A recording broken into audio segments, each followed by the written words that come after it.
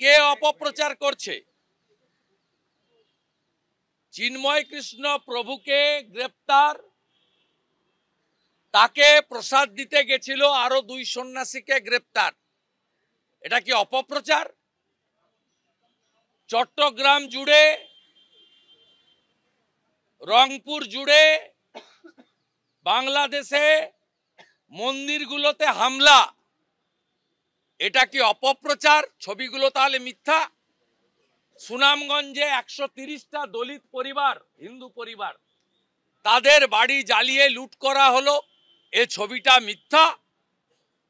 ইসকনের গোশালাতে ঢুকে লোহার রড দিয়ে গরুগুলোকে যেভাবে পিটিয়ে পিটিয়ে মারছে, এটা মিথ্যা?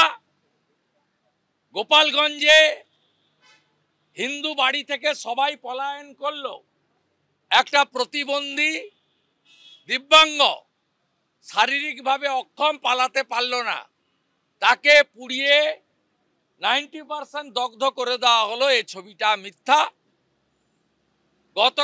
গত পরশু ঢাকার ইস্কন মন্দিরে প্রভু জগন্নাথ দেব, রাধা মাধবের মূর্তি ভাঙা হলো, এটা মিথ্যা?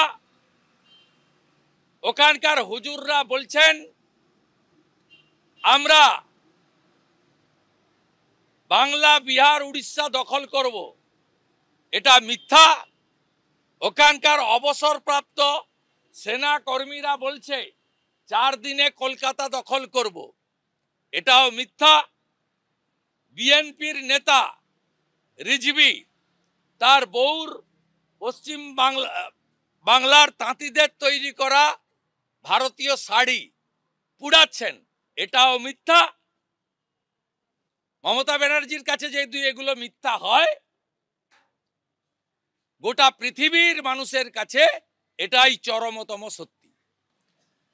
এরা পাকিস্তানের পক্ষ নিয়েছিল 71 সালে, যখন ভারতীয় সেনারা বিএসএফ মার দিতে আরম্ভ করলো, 93,000 রাজাকার অ্যারেস্ট হয়েছিল।